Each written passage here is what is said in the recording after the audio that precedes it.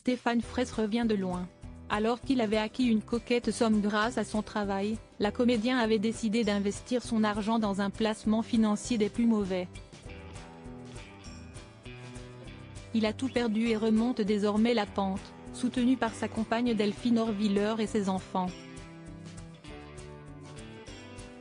Papa de Camille, dite Liv, née en 1996, Ruben, né en 1998, et Bianca, née en 2007, fruit de son amour avec son ex-femme Ursula dont il s'est séparé en 2022. Stéphane Fraisse cartonne actuellement dans la pièce Le Cercle des Poètes disparus au Théâtre Antoine.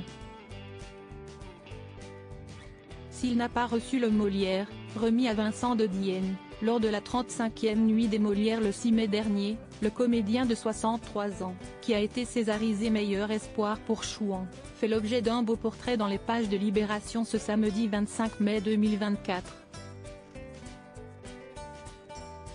Dans cet article, on apprend notamment que l'acteur en couple avec Delphine Orviller a perdu beaucoup d'argent suite à un mauvais placement. Pas forcément très doué en matière financière, il avait investi dans un fonds immobilier, sans doute à cause de l'adjectif. Résultat, il a tout perdu, est locataire d'un 5e sans ascenseur près d'Odéon, et ne possède qu'une Fiat 500 vieillissante, révèle nos confrères, subjugué par la force de caractère et le tempérament combatif de l'acteur. En plein succès sur les planches, les propositions risquent d'abonder de nouveau autour de lui. Son retour dans les faveurs devrait lui permettre d'acheter une résidence secondaire sur une île éolienne.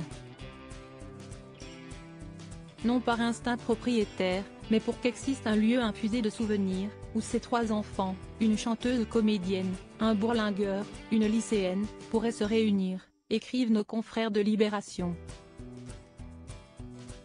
Stéphane Fraisse, un papa aimant heureux dans l'intimité, il est amoureux de Delphine Rabine et intellectuel d'envergure.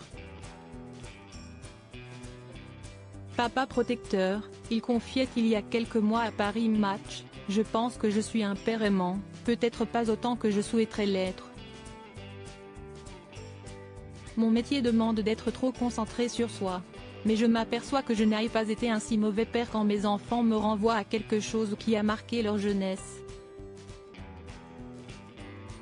Des choses très simples.